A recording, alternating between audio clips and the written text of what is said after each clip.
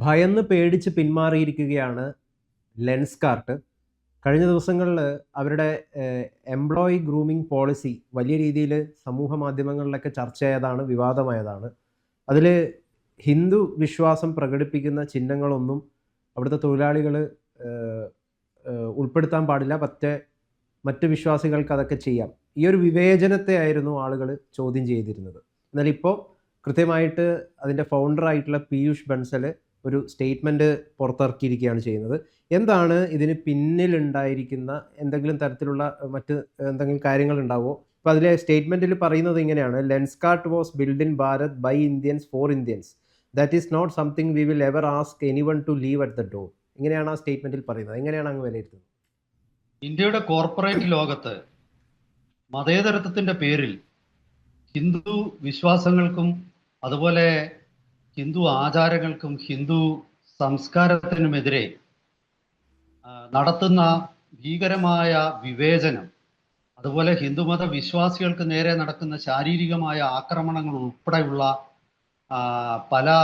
പല തരത്തിലുള്ള വിവേചനങ്ങളും അതൊക്കെ കേൾക്കുമ്പോൾ ഞെട്ടിപ്പോവുകയാണ്. ആദ്യം TCSന്റെ കാര്യങ്ങളായിരുന്നു പുറത്തു വന്നിരുന്നത്. ഇതിപ്പോ നമ്മുടെ നാട്ടിലൊരു ചൊല്ലുണ്ട്, ഈ ഒറ്റാലിൽ കിടക്കുന്നതിനേക്കാൾ എത്രയോ വലുതാണ് അളയിൽ കിടക്കുന്നതെന്നുള്ളത്. അതായത് നമ്മൾ ഇതുവരെ പിടിച്ച മത്സ്യത്തെക്കാൾ വലുത് ബാക്കി കിടപ്പുണ്ടെന്ന്. അതേ രീതിയിലാണ് ഓരോ ദിവസവും കാര്യം വരുന്നത്.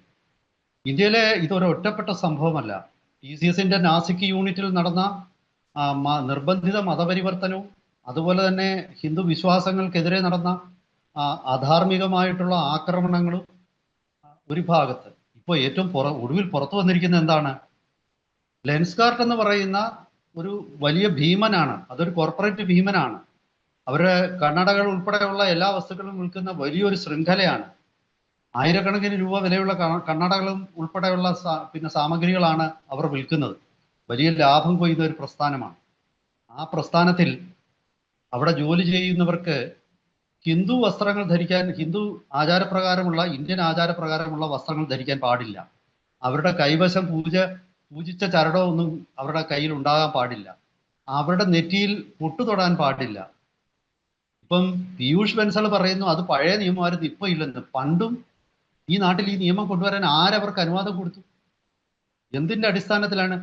ഇന്ത്യയിൽ ഇങ്ങനെ ഒരു വിവേചനം കൊണ്ടുവരാനുള്ള അധികാരം എങ്ങനെയാണ് ഒരു കോർപ്പറേറ്റിനും? നാട്ടിലെ പൊതു നിയമങ്ങൾക്ക് വിരുദ്ധമായി അവരുടെ കമ്പനി ബൈലോയോ റൂൾസോ ഒന്നും ഉണ്ടാക്കാൻ പാടില്ല. ഇന്ത്യയിലെ ഏത് കമ്പനിയിലുമുള്ള നിയമങ്ങൾ അതാത് നമ്മുടെ നാട്ടിൽ നിലനിൽക്കുന്ന നിയമങ്ങളുണ്ടല്ലോ, ക്രിമിനലും സിവിലുമായ നിയമങ്ങൾ, ഭരണഘടന, ഇതൊക്കെ അനുശാസിക്കുന്ന പൊതു നിയമങ്ങളുടെ ചട്ടക്കൂടിൽ തന്നെ നിൽക്കുന്നതായിരിക്കണം.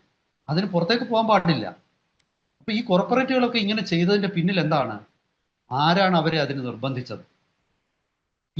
ഈ വ്യക്തികളൊക്കെ ഞാൻ ഞെട്ടുന്ന ഒരു കാര്യം, ഇവരൊക്കെ തന്നെ ഹിന്ദുക്കളാണല്ലോ. ഈ ഗോയൽ എന്ന് പറയുന്നത് ഞാൻ മനസ്സിലാക്കുന്നിടത്തോളം ബനിയ എന്ന് പറയുന്ന സമുദായത്തിൽപ്പെട്ട ആൾക്കാരാണ്. വടക്കേ ഇന്ത്യയിലൊക്കെ വലിയ ആചാരങ്ങളിൽ വലിയ നിഷ്ഠയുള്ള വിഭാഗമാണ് അവര്. പക്ഷെ അവരുടെ ഒരു കമ്പനിയിൽ ഇങ്ങനെ ഒരു സമ്പ്രദായം ഉണ്ടായിരുന്നെങ്കിൽ അതിന്റെ പിന്നിൽ അവർക്ക് ഏതെങ്കിലും തരത്തിലുള്ള സമ്മർദ്ദം ഉണ്ടായിരുന്നു. സമ്മർദ്ദം ഉണ്ടായാൽ തന്നെ അത് ചെയ്യാൻ പാടുള്ളൂ. നിയമം ഇപ്പൊ ഇല്ല എന്ന് പറയുന്നത് എന്തുകൊണ്ടാണ്? ഇപ്പോൾ സമൂഹ മാധ്യമങ്ങളിലും പലയിടത്തു നിന്നും പല ഭാഗത്തു നിന്നും അതിശക്തമായ എതിർപ്പുകൾ വന്നതിനെ തുടർന്നല്ലേ ആ നിയമം അവർ മാറ്റിയത്.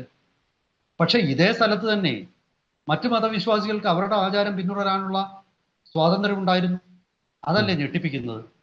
ഒരു ഉദാഹരണം ഞാൻ പറഞ്ഞാല്, ഹിജാബ് ധരിക്കാൻ പ്രശ്നമില്ല, പക്ഷെ പൊട്ടു തൊട്ടാൽ പ്രശ്നം. പൊട്ടു തൊട്ടാൽ ആരുടെ മതവികാരമാണ് വ്രണപ്പെടുന്നത്? പൊട്ടു തൊട്ടാൽ ഏത് തരത്തിലുള്ള വർഗീയതയാണ് വരുന്നത്? അയാളുടെ കൈവശം പൂജിച്ച ചരട് കിട്ടിയാൽ ആർക്കാണ് ഹാലിളകുന്നത്? ഇതൊന്നും നമുക്ക് പെട്ടെന്ന് ഉൾക്കൊള്ളാൻ പറ്റാത്ത മതേതരത്വത്തിന്റെ ഭീകരമുഖങ്ങളായിട്ടാണ് ഞാനിതിനെ കാണുന്നത്. കാരണം എന്താ ഇപ്പം മതേതരത്വം എന്ന് പറയുന്നത്? ഹിന്ദു വിശ്വാസങ്ങളെ ആക്രമിക്കുകയും മറ്റ് ആൾക്കാരെ അവരുടെ വിശ്വാസ പ്രമാണം അനുസരിച്ച് ജീവിക്കുക, ആ വിശ്വാസങ്ങളും മറ്റു ഹിന്ദുക്കളുടെ മേലെ അടിച്ചേൽപ്പിക്കുകയും ചെയ്യുന്നതാണോ മതേതരത്വം? ഈ നാട്ടിൽ കോടതിയും പോലീസും ഒന്നുമില്ലേ? അപ്പോ നമുക്ക് മനസ്സിലാവാത്തത് ഇത്തരം ഒരുപാട് പ്രതിസന്ധികളും പ്രശ്നങ്ങളുമാണ്. ഇതൊന്നും ആരും ചർച്ച ചെയ്യാൻ തയ്യാറില്ല. ഇതൊന്നും ആരും പൊതുസമൂഹത്തിൽ ആരെങ്കിലും ചർച്ച ചെയ്താൽ അവരെ വർഗീയവാദിയായിട്ട് മുദ്രകുത്തപ്പെടും. സമൂഹത്തിൽ നിലനിൽക്കുന്ന ഒരു ലോപ്പ് സൈഡഡ് പോളിസി, അല്ലെങ്കിൽ സമൂഹത്തിന്റെ ഒരു ഹിപ്പോക്രസി, നമ്മുടെ രാഷ്ട്രീയ നേതൃത്വത്തിന്റെ. എനിക്ക് ലജ്ജ തോന്നുന്നത്, ഇവിടെ നരേന്ദ്രമോദിയുടെ നേതൃത്വത്തിലുള്ള BJP സർക്കാർ ഇപ്പം 2014 അധികാരത്തിലിരിക്കുകയാണ്. എന്നിട്ട് ഇത് എന്നാണ് മാറ്റുന്നത്? ഇതൊന്നും കണ്ടുപിടിക്കപ്പെടുന്നില്ല. ഇന്ത്യയുടെ രഹസ്യാന്വേഷണ ഏജൻസികൾക്ക് ഇന്ത്യയുടെ കോർപ്പറേറ്റ് സ്ഥാപനങ്ങളിൽ നടക്കുന്നതിനെ കുറിച്ച് ഒരു ഐഡിയയും ഇല്ല, ഒരു ആശയവുമില്ലേ? എന്താണ് ഇത്? ഇന്ത്യയിലെ ഈ കമ്പനികൾക്കുള്ളിലെ, ഞാൻ മനസ്സിലാക്കുന്നിടത്തോളം കമ്പനികൾക്കുള്ളിലെ HR വിഭാഗം, അതുപോലെയുള്ള മാനേജ്മെന്റ്, ഇതിൻ്റെയൊക്കെ പല ഭാഗത്തും ഈ പറയുന്ന വിദേശ ശക്തികൾ, ഭീകര ശക്തികൾ അവർ നുഴഞ്ഞുകയറിയിരിക്കുകയാണ്. അതായത് നമുക്ക് ഒരു തരത്തിലും ഇവരെ തടയാൻ പറ്റുന്നില്ല. നമ്മുടെ കോർപ്പറേറ്റ് സ്ഥാപനങ്ങളിലൊക്കെ തന്നെ ഇവരുടെ കരാള ഹസ്തത്തിൽ അമർന്നിരിക്കുകയാണ്. ഇതൊക്കെ നിസ്സാരമായിട്ട് ഈ നിയമം മാറ്റിയാൽ ആ പ്രശ്നം തീരുമോ? ഇത്രയും നാൾ അവർ നടത്തിയ വിവേചനത്തിന് ആര് മറുപടി പറയും? ശരിക്കും ബെൻസലിനെതിരെ കേസെടുക്കേണ്ടതാണ്. ഈ കമ്പനിയുടെ മാനേജ്മെന്റ് ആണ് ഇതിന് ഉത്തരവാദി. ഈ കമ്പനിയുടെ മാനേജ്മെന്റ് ഇത്തരത്തിലുള്ള വിവേചനം നടത്തിയത് ഈ നിയമം ആരാണ് ഉണ്ടാക്കിയത്? ഈ നിയമം ഉണ്ടാക്കിയപ്പോൾ ഇത് മറ്റുള്ളവരുടെ മേൽ അടിച്ചേൽപ്പിക്കുമ്പോൾ ഇത് മറ്റുള്ളവരുടെ ഇഷ്ടാനിഷ്ടങ്ങൾ പരിഗണിച്ചിട്ടാണോ ചെയ്തത്?